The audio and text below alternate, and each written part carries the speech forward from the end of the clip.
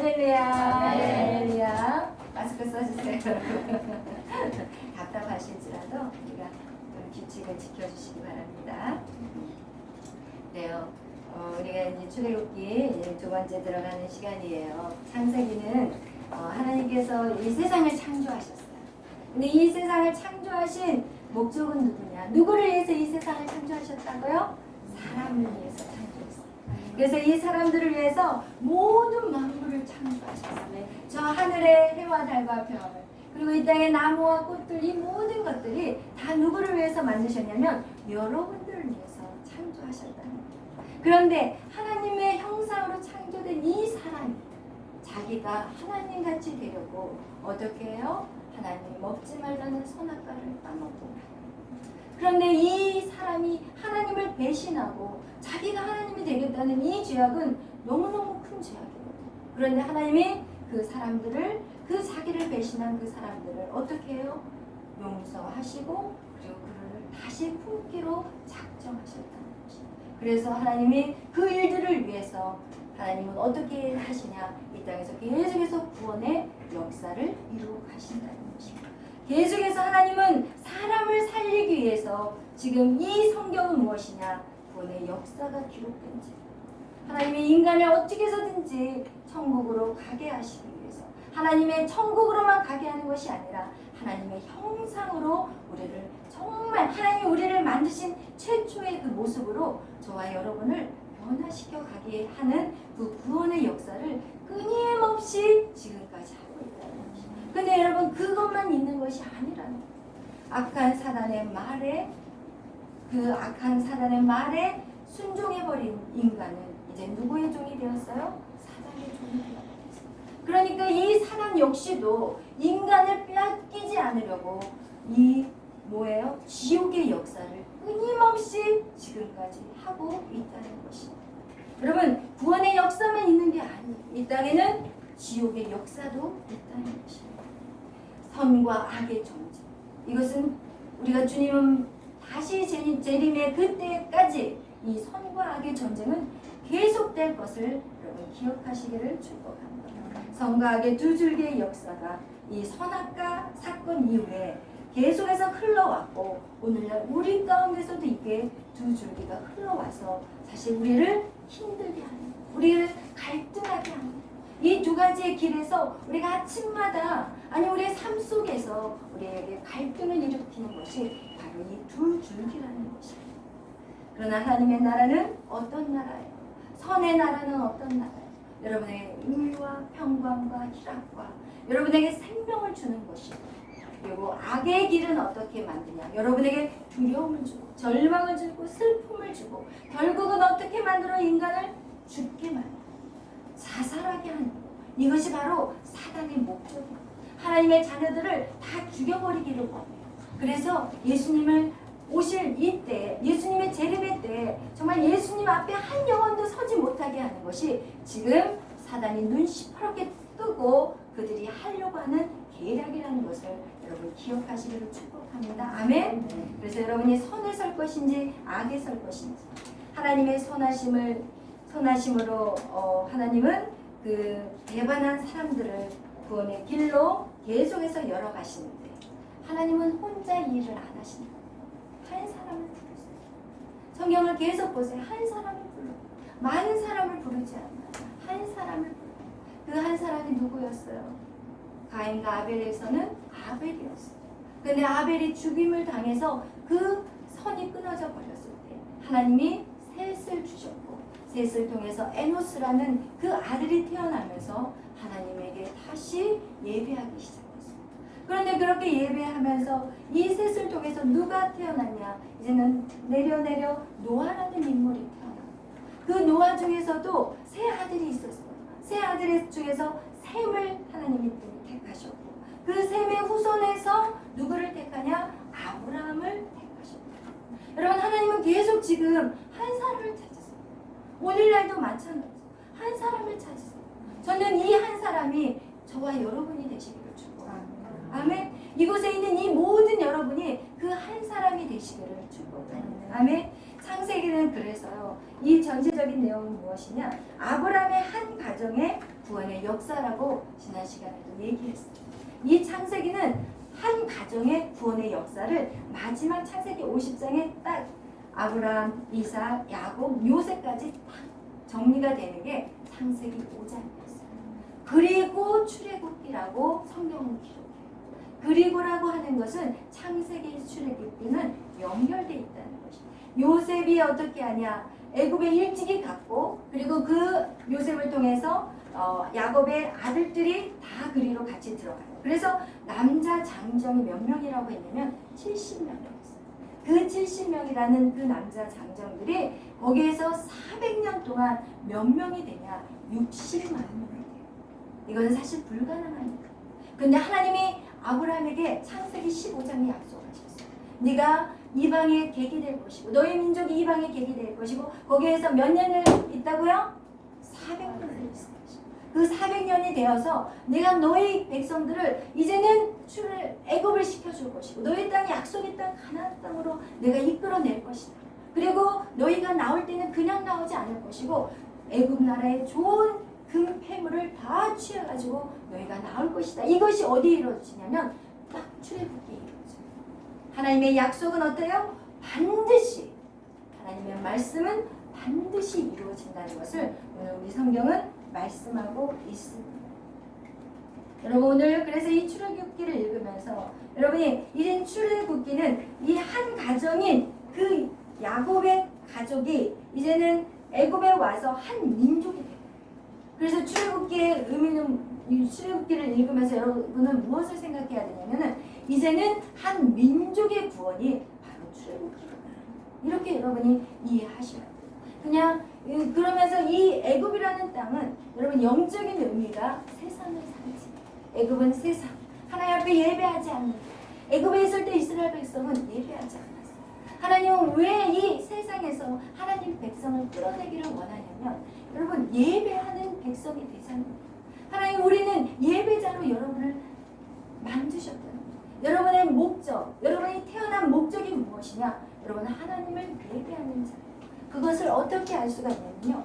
요한계시록 4장에 보면 요한이 이 하나님의 나라로 올라가요. 3층 천에 올라가요. 근데 거기 올라가 봤더니 그들이 하는 것이 계속 그것만 하는 게 뭐냐면 하나님을 경배하는 것만. 하나님은 거룩합니다. 하나님 한 천사가 이를 딱 하나님이 어떤 분이라는 걸 딱 보여주면 하나님을 거룩합니다. 24장로가 하나님의 거룩을 찬송하는 그것이 우리의 삶의 목적인 것입니다. 근데 그 목적을 상실해 버린다면 우리는 어떤 거예요? 의미 없는 인생을 살아간다는 것입니다. 오늘 출애굽기를 보면서 여러분이 이스라엘의 역사라고만 봐서는 절대 안 돼요. 이 출애굽기를 보면서 여러분은 하나님을 믿는 백성들이 이제는 세상에서 어떻게 빠져나와야 되는 것이고 그리고 그 빠져나올 때 하나님은 뒷짐지고 계시지 않는다. 여러분이 하나님을 믿는 그 길은요 결코 쉬운 일이 아니에요. 여러분 애굽에서 이 바로왕에게서 이스라엘 백성들을 구출할 때 10번을 가잖아요. 우리 보내주세요.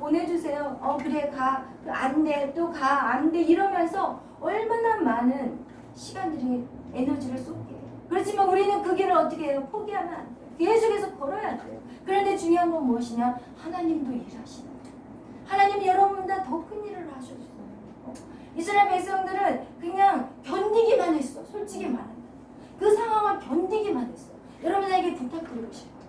견디기만 했어. 여러분이 너무 힘들면 그냥 이 자리에 앉아만 있어. 어떨 때는 너무 힘들 때가 있어. 그럴 때는 여러분 기도도 안 나올 때도 있지만 그런데도 내 마음을 하나님을 떠나지만 말아요. 아멘. 버티고 견디시라. 하나님이 하셨어요. 아멘. 그러면서 출애굽을 이제 나오는데 중요한 것은 무엇이냐? 오늘 여러분하고 나누고 싶은 거는 이거예요. 사실 하나님이 출애굽을 통해서 우리에게 말씀하는 것은요. 이거는 한 민족의 구원의 역사를 말씀하고 있어요. 그것은 곧 무엇이냐? 교회의 한 구원의 집단의 구원이 어디냐? 교회예요. 신학에서는 저기 교회인데 하나님이 그 집단의 구원을 이루어 가실 때 사람을 사용하시는데 그 사람을 부르시고 그 사람을 어떻게 해요? 훈련하셔가지고 새롭게 만들어 가신다는 것을 오늘 출애굽기에서는 말씀하고 있는 것이죠.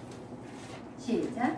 그 자는 여전히 하나님으로 연대를 주시니 그때를 광야 서쪽으로 인도하여 하나님의 산 오래돼 있네. 아멘. 누구의 양을 치고 있어요? 그때가 모세의 나이가 80이었어요. 그런데 자기의 양이 하나도 없어요.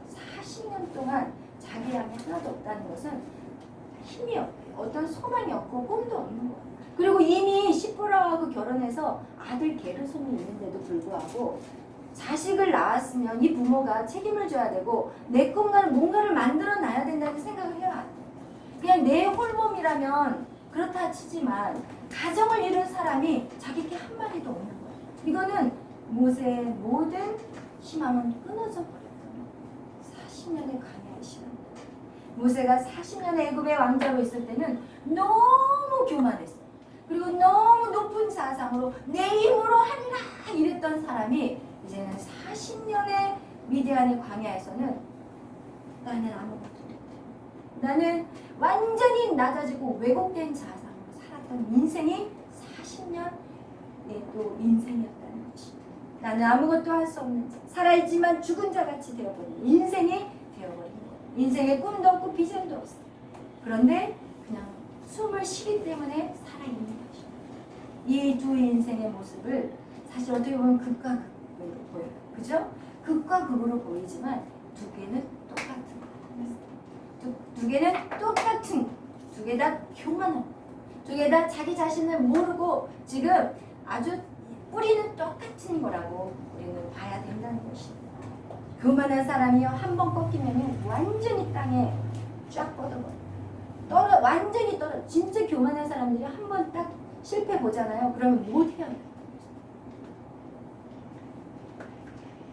그래서 하나님께서는 그런 모세를 하나님이 부르셨다. 중요한 것은 모세가 완전할 때 부르지 않으셨다. 이것이 바로 은혜랍니다. 여러분 하나님 앞에서 두려워하거나 부끄러워하지 않습니다. 모세가 완전해서 정말 모세 쓸만해 할 때 하나님이 모세를 부르지 않으셨다니까요. 여러분. 그렇기 때문에 우리에게는 소망이 있는 것입니다. 80세가 되어 있는 모세는 여전히 교만했어요. 이스라엘 백성과 하나님을 원망하며 살았다. 모세에게 처음으로 다가간 호렙산의 떨기나무에서 그 모세의 심리 상태가 그대로 보여주고 있어요.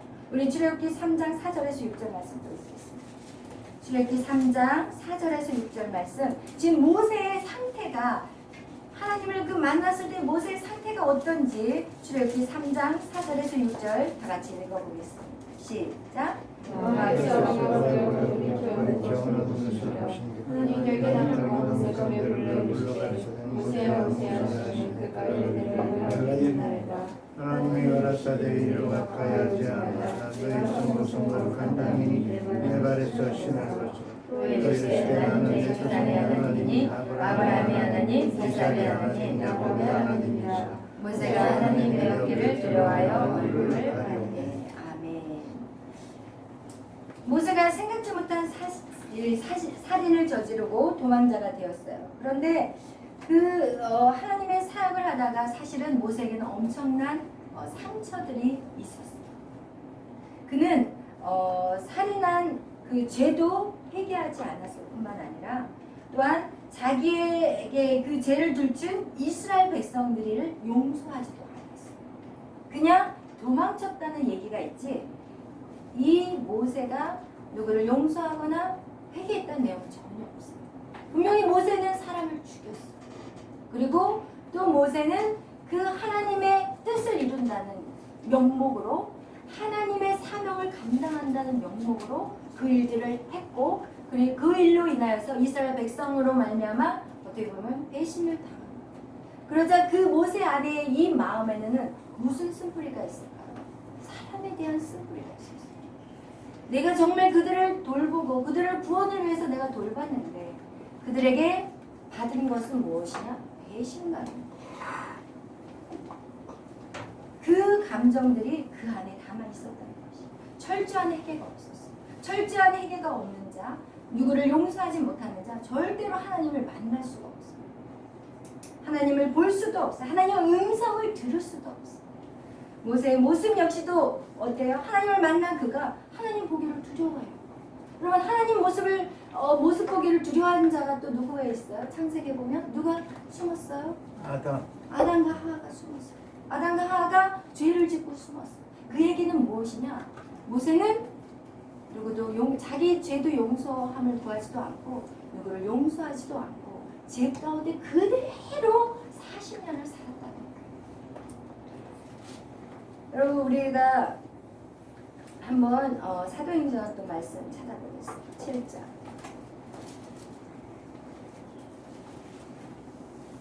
24절에서 29절 말씀이에요. 모세에 대한 얘기가 나오고 있어요. 우리 한번 사도행전 7장 보겠습니다.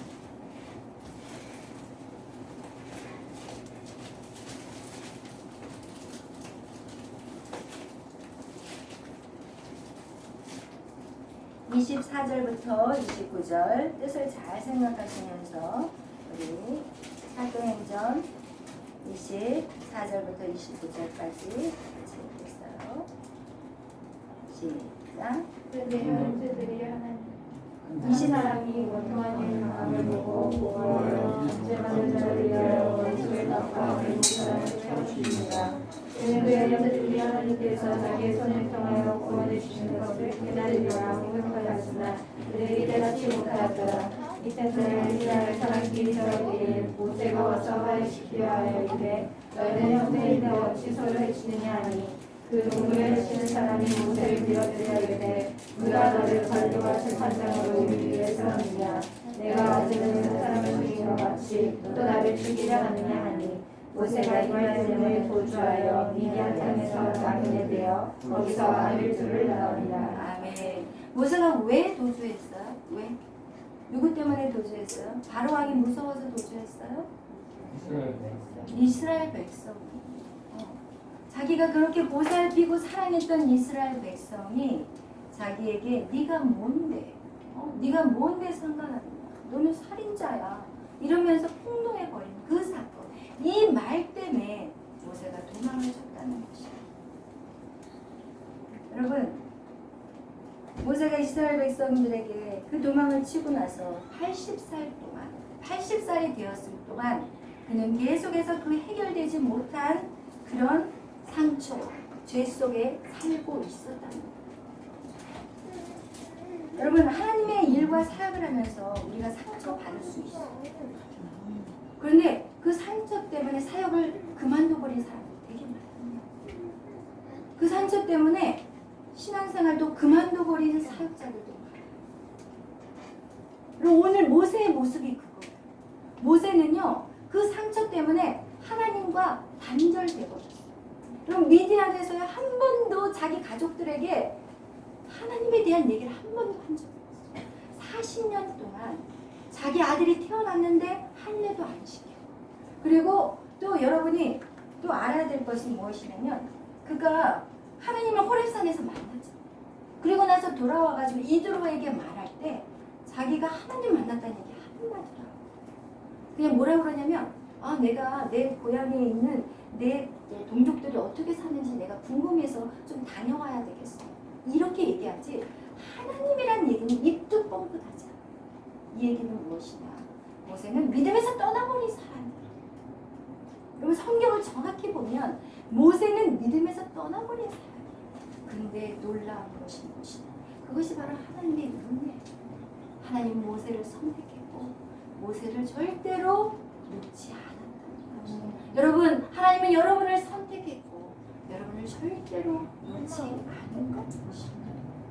믿음의 길에서 떠나버린 하나님에게 등져버린 인생. 그 인생. 우리 출애굽기 4장 18절 한번 읽어봐요. 4장 18절 모세가 그 자기에게 뭐라고 얘기하는지 한번 읽어보겠습니다.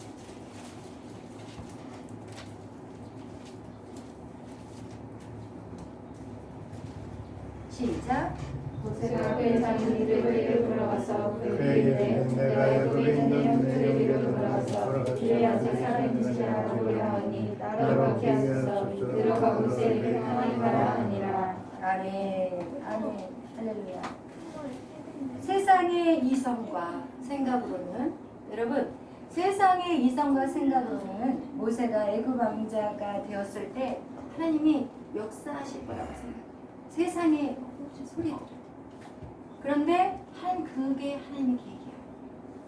그리고 나서 하나님은 그를 가장 낮은 자로 내려가게 하시는데 그걸 허락하시는데 그러면 다 낮은 자가 되어서 나는 아무것도 할 수 없습니다 라고 할 때 하나님이 여러분을 부르시는 이유는 그때가 될 때 여러분이 그냥 다 내려놔버리기 때문에. 그런데 문제는 무엇이냐, 모세는요 그렇게 다 내려놔버린 인생이었는데 그 모세가 하나님의 그 부르심에 반응하지 않아요. 하나님이 그렇게 모세를 찾아오셔가지고 모세야 내가 너를 애굽 땅으로 보낼게, 내가 너를 그들을 이끄는 자로 보낼게 이렇게 모세에게 말을 하는데 모세가요 어떻게 반응해요? 싫어요. 전 못 가요. 그걸 몇 번이나 반복해서 하냐면 5번이나. 전 못 가요. 저 갈 수 없어요. 제가 어떻게, 저는 말을 할 줄 못하는 사람이에요. 저는요 하나님 누군지도 몰라요. 맞아. 그것은 정확해. 모세는 하나님 누군지를 몰라. 한 번도 모세는 하나님을 만나본 적이 없어요. 그냥 어머니로부터 들은 하나님은 있었지만 내가 경험해본 하나님은 없다는 거예요. 여러분 하나님을 경험해 보았어요? 정말 하나님을 직접 경험해 보았어요? 하나님의 음성을 들어봤어요? 내가 너를 사랑한다. 내가 너의 아버지야. 내가 너를 이끌어 갈 거야. 너는 나만 믿어. 나만 따라와. 이런 음성 들어보셨어요? 그 음성을 들을 때까지 여러분은 훈련을 받으셔야 해요.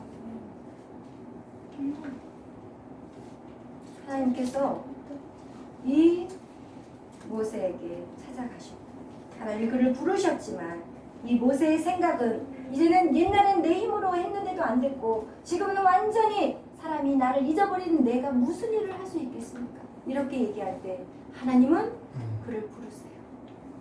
그리고 그에게 사명을 맡기세요. 우리 이사야서 43장 말씀 읽겠어요. 하나님은 완벽할 때 부르시지 않는다는 것이요. 하나님이 그를 떠났어도 하나님이 그를 택하셨기 때문에 하나님 반드시 그를 부르신다는 것이요. 우리 이사야서 43장 8절에서 10절 말씀 읽겠습니다.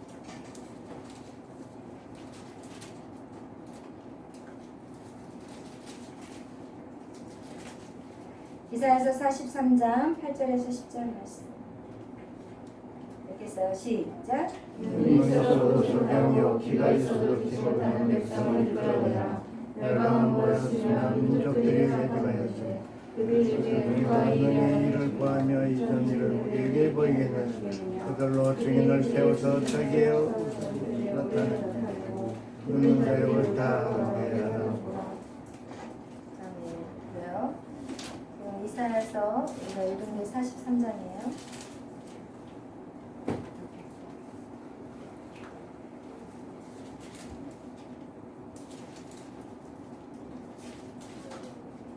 인생에서 우리가 처절하게 낮아지고 우리에게 더 이상 아무런 꿈도 소망도 없을 때 그냥 죽지 못해서 남의 양치는 일과 가정을 이루며 살아가던 그 무력한 인생을 살아가는 모세에게 하나님이 그를 부르셨어요. 그런데 그는 그 이웃들을 부르심에 그는 반응하지 않았다는 것입니다. 근데 오늘 여러분 하나님이 부르심은 우리도 마찬가지라는 것입니다. 하나님이 우리를 부르시는데 우리에게도 똑같은 동일한 것이라는 것이에요. 여러분이 무엇을 할 수 있다고 생각할 때는 하나님이 여러분을 사용할 수가 없어요. 내가 아무것도 할 수 없어요.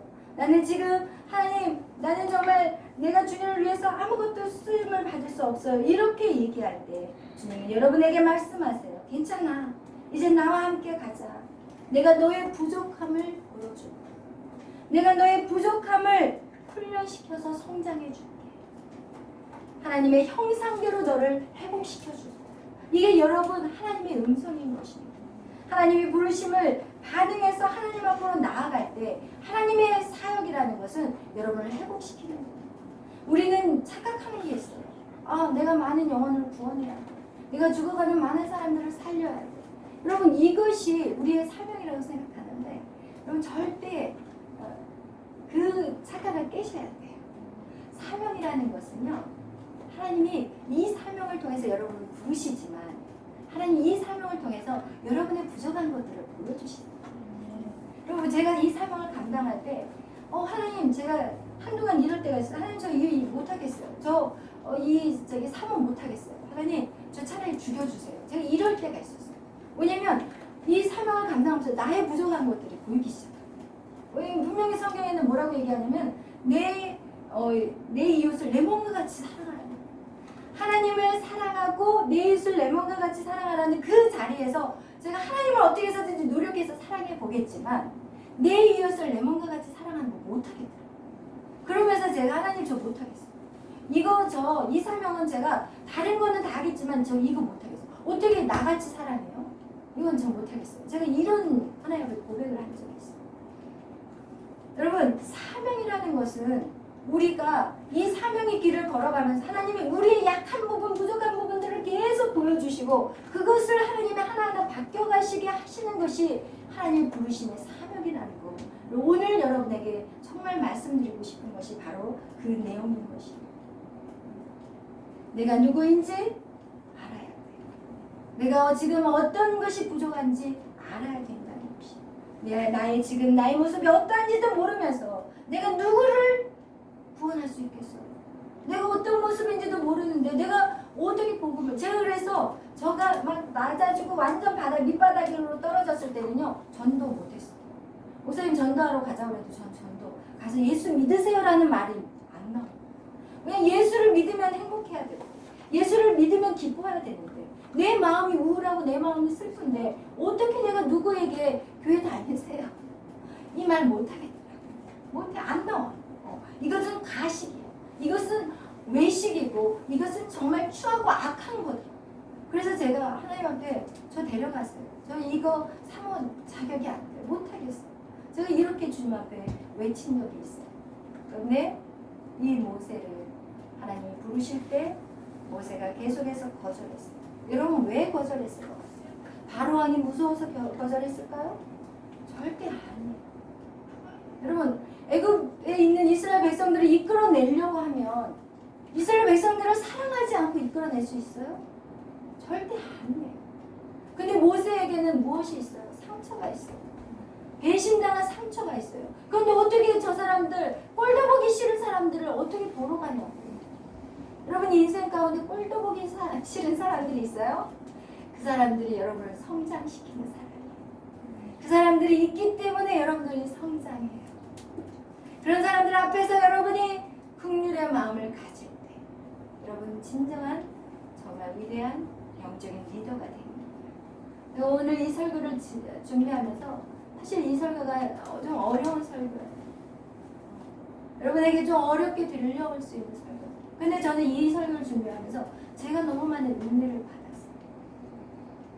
여러분 우리가 이 싸움에서 이기는 것은 적을 알아야 되는 것도 중요하지만 나를 알아야 돼. 내가 어떤 사람인지, 내가 나의 믿음은 어느 선까지인지, 내가 지금 불편해하는 것은 무엇인지, 내가 이렇게 이 길을 걸어가는데 내가 지금 그 불편하고 지금 어떤 부분에서 연약해서 쓰러지는지 이거를 모른다면요 절대로 적을 이길 수가 없어요. 모세에게는 보이지 않는 감옥이 있었어요.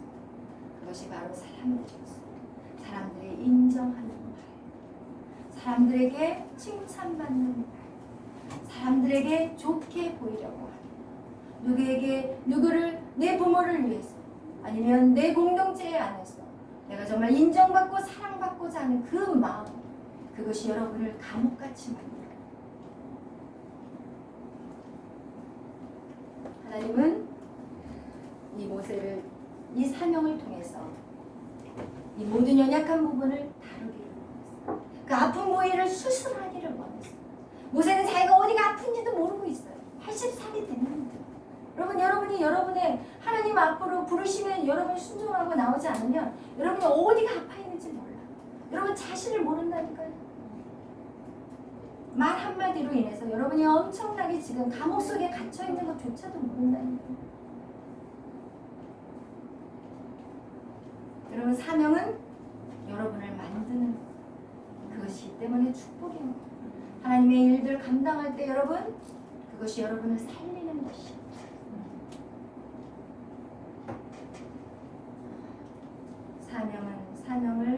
사람을 사랑하지 않고는 할 수가 없어요.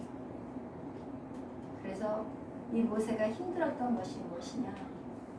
사랑을 감당해야 되는데 이스라엘 백성을 사랑할 수가 없어요. 그래서 힘들었어요. 그래서 5번이나 거절을 했고 마지막에도 오케이라는 얘기는 안 했어요. 성경은 네 갈게요 이런 말 없어요. 그냥 끌려가요. 아직은 내가 하려고 하는 생각이 아직도 모세는 바뀌지 않았어요. 내가 어떻게 합니까?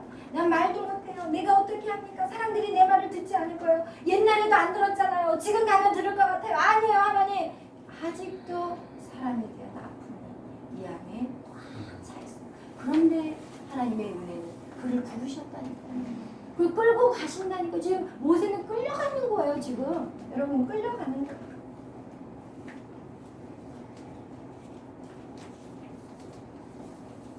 인간의 죄의 본성은 바로 자기가 모든 것을 하려는 마음, 사람을 사랑하는 것조차도 여러분 내가 하려고 하는 거예요. 제가 그것을 깨달았어요.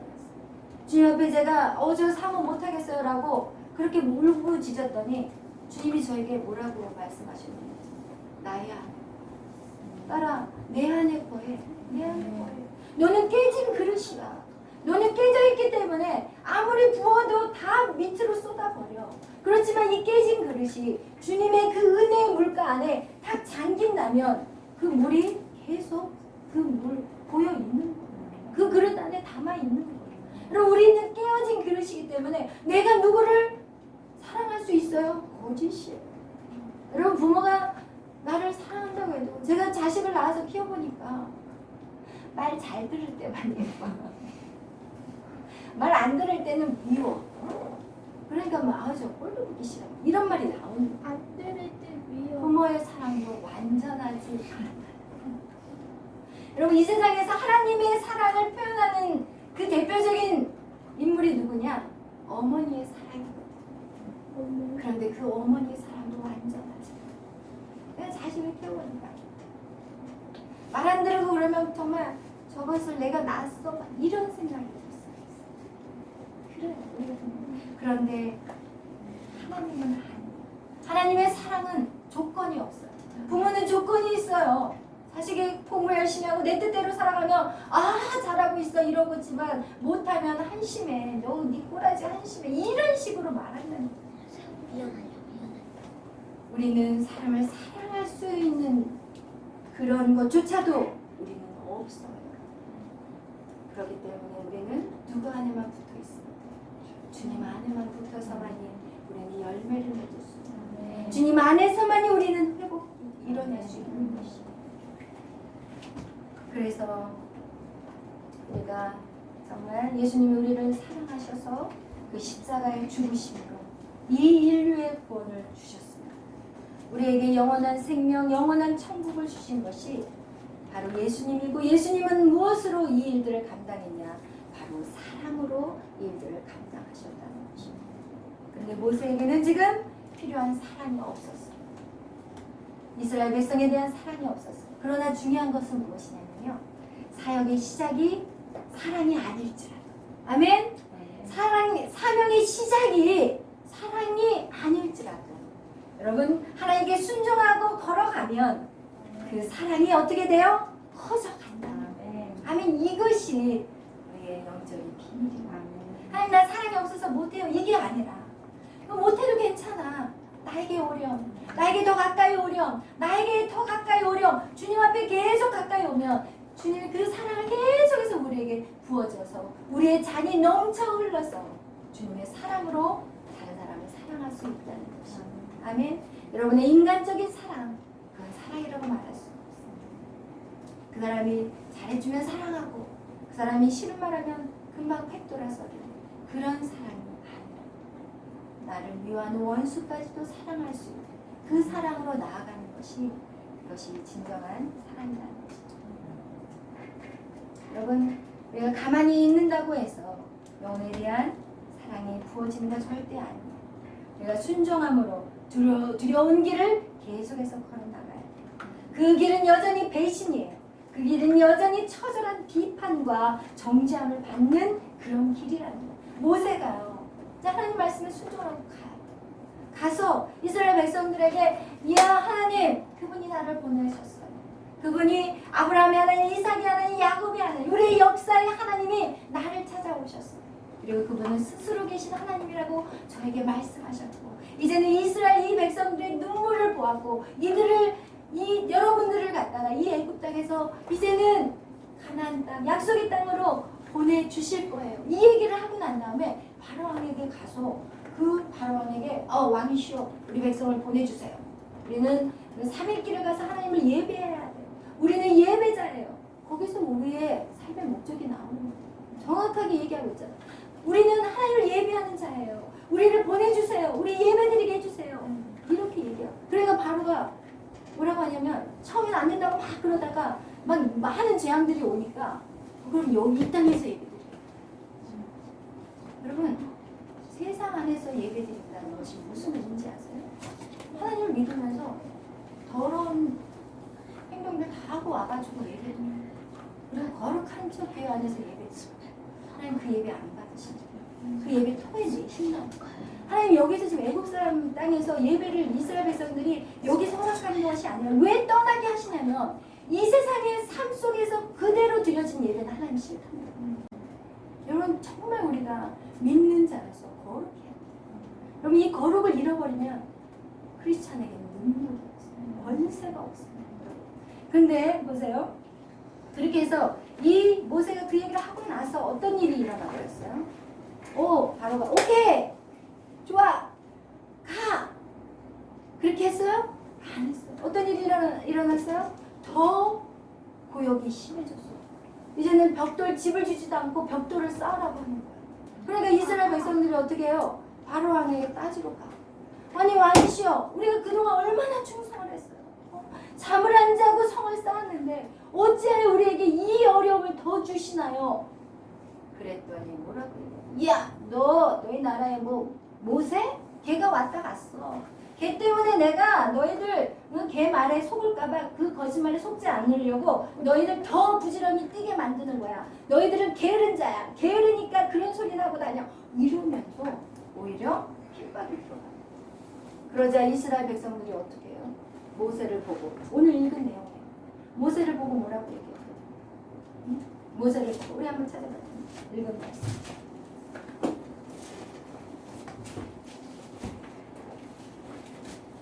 25장 20절부터 21절 읽겠습니다.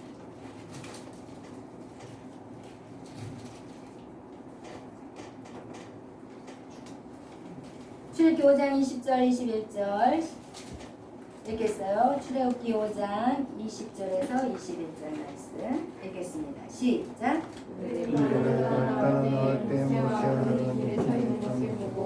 그들에게 이르되 너희가 우리 바로의 몸과 그 신의 눈에 미운 물건이 되게 하고 그들의 손에 칼을 들어 우리를 죽이게 하는도다. 여호와는 너희를 감찰하시고 판단하기를 원하노라. 아멘. 여기서 뭐라 그래요? 그들의 손에 칼을 줘 우리를 죽이게 한다. 너 모세 너 때문에 우리가 지금 고난당하는 거야. 이러면서 어떻게 해요? 다시 비방의 말을 들어야 합니다. 다시 들어요. 여러분 하나님 부르시는 그 사명의 자리에 들어간다고 해서 여러분 비방을 안 받는다고 생각하시면 계속해서 여러분 안에 공격이 와요. 똑같은 비방의 말 똑같이 이스라엘 백성들이 정말 모세는 안 가도 되거든요. 근데 모세는 정말 이스라엘 백성들을 구원하기 위해서 정말 하나님 말씀에 겨우겨우 끌려서 겨우겨우 갔는데 듣는 소리가 어머 감사합니다 고맙습니다 이게 아니라 이스라엘 백성들이 다시 모세를 가지고 비방의 말을 하는 거예요. 그런데 보세요. 모세의 모습이 달라졌어요. 모세가 도망쳤어요? 모세가 도망치지 않았어요. 그리고 그 사람들하고 대면해서 싸웠어요? 안 싸워. 옛날 같았으면 모세는 도망쳤어요. 사람의 말에 도망쳤어야 해요. 그런데 그는 도망치지 않아요. 어떻게 하죠? 여호와께 22절 읽겠어요. 5장 22절 모세가 어떻게 변했는지 읽어보겠어요. 시작. 모세가 여호와께 돌아와서 아뢰되 주여 이 백성의 학대를 하셨나이까 어찌하여 저를 보내셨나이까. 모세의 모습이 바뀌었어요. 그러나 아주 훌륭하게 바뀌었어요? 아니에요. 하나님께 따지고 투정부려요. 그렇지만 중요한 것은 그가 발전했다는 거예요. 조금 성장했다는 거예요. 도망치지 않았다는 거예요. 사람과 싸우지 않았다는 거예요. 여러분 절대로 사람과 싸우지 않아요. 그리고 도망치지 말아야 돼요. 그 자리에서 도망치지 말아야 돼요. 어저께 제가 사실은 조금 언짢은 일이 사실은 있었어요. 왜냐면 우리가 이제 교회 예배당에 있다가 정말 그 큰 데서 완전히 이렇게 작은 데로 와버린 거잖아요. 근데 이제 과정 속에서 이렇게 조금 뭐가 이게 잘 안 맞아서 6층으로 올라가야 되는데 그렇게 못하고 이렇게 어떻게 보면 집에서 가정에서 예배를 드리게 됐잖아요. 그러니까 조금 이제 그런 것들이 이제 불편하신 성도들이 있어요. 그러니까 교회 같은 모습이 아니기 때문에 불편하다는 얘기를 하시고, 그래서 제가 사실 어저께 되게 마음이 좀 언짢았어요. 마음이 좀 언짢고 좀 이렇게 마음 안에 약간 낙심도 오고 절망도 오더라고요. 근데 이제 다시 기도하니까 하나님 다시 힘을 주시대요. 근데 오늘 이 모세가 그런 마음을 가지고 뭐 했어요? 기도했어요. 기도하니까 어떻게 해요? 하나님이 힘을 주시겠어요. 기도하니까 하나님이 내 자신 안에 이런 것들이 내 자신도 하나님 바꿔가고, 모세는 이제는 사람과 이제는 대면하지 않아요. 누구만 대면해요? 하나님 앞만 만나요. 여러분이 이제는 하나님의 그 부르심에 여러분이 해야 될 것은 무엇이냐? 절대로 사람과 대항하지 마셔요. 무엇을 해야 돼요? 하나님 앞에 기도하는 삶을 살아가셔야 돼요. 그럼 하나님이 어떻게 하시냐? 여러분을 변화시키기 시작하세요. 여러분의 마음이 정말 미웠던 그 사람이 기도하고 나니까 풍요한 마음이 생기더라고요. 어저께도 저도 마음이 좀 속상해서 좀 미운 마음이 생겼거든요. 우리는 누구나 다 살아있기 때문에 순간순간 미움의 감정이 들어올 수 있어요. 그런데 그 마음을 가지고 그거를 가지고 내가 그냥 내 기분대로 행해버리면 문제가 되지만, 그걸 가지고 기도하니까 하나님이 그 긍휼의 마음으로 바꿔주시고 그 사람을 용서하는 마음, 그리고 다시 그 사람을 위해서 기도하는 마음까지 하나님 바꿔가버리시더라고요. 이제 모세는요, 문제를 해결할 수 있는 방법을 알았어요. 하나님의 방법을 깨달았던 거예요. 내 힘으로 하는 것이 아니라는 것이. 아멘. 오직 하나님께로 돌아가라는 것이. 그리고 하나님 앞에 기도하라는 것이.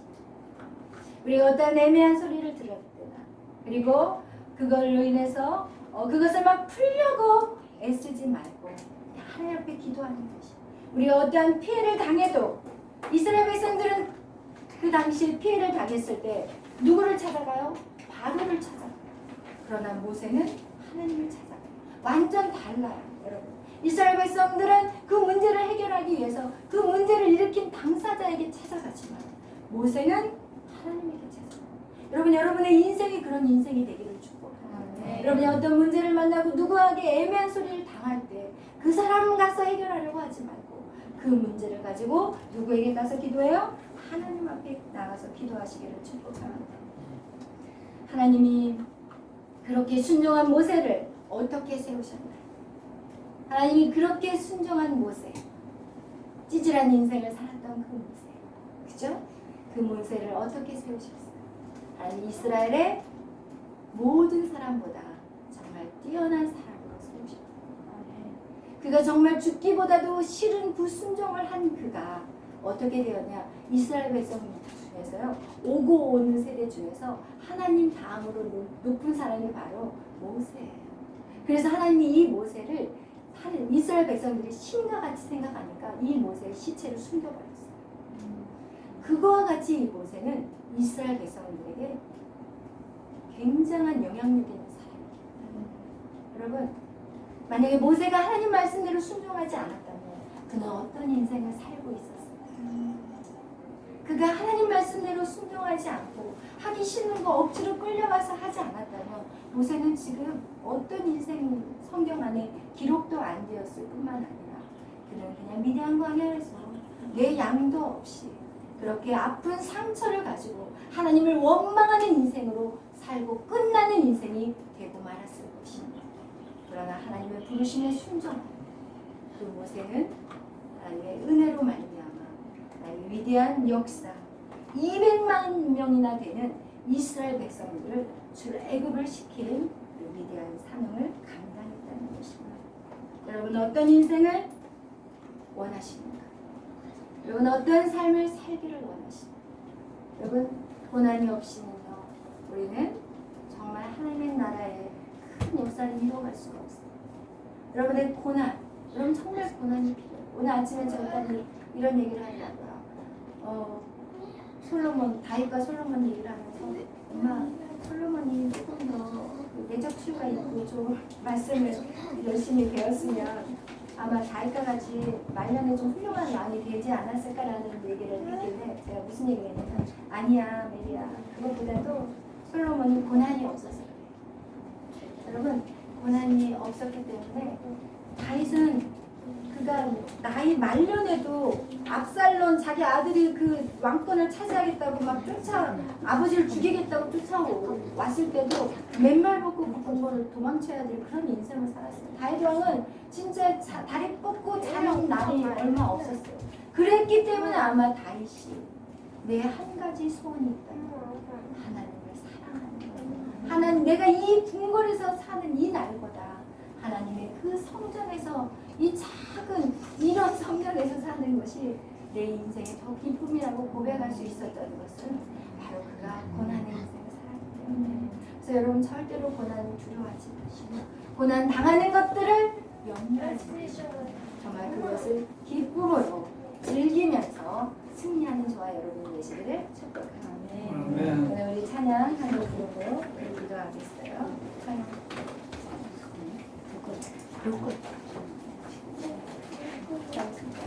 찬양을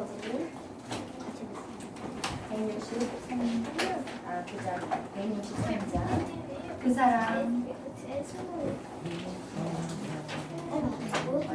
163장이에요.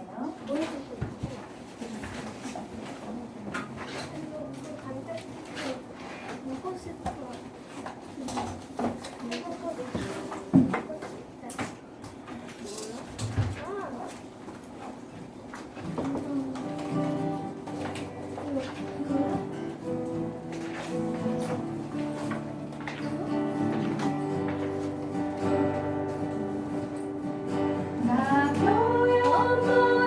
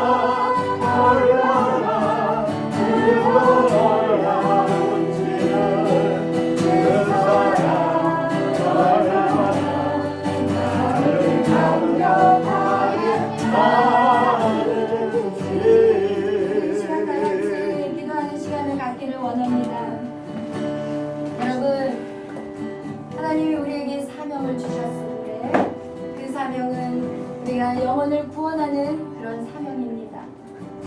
그런데 그 사명을 내가 다 준비되어서 하는 것이 아니라 우리가 부르실 때 순종하며 나아갈 때 그것이 하나하나 우리의 모습들이 바뀌어간다는 것을 오늘 성경 우리에게 말씀하고 있습니다.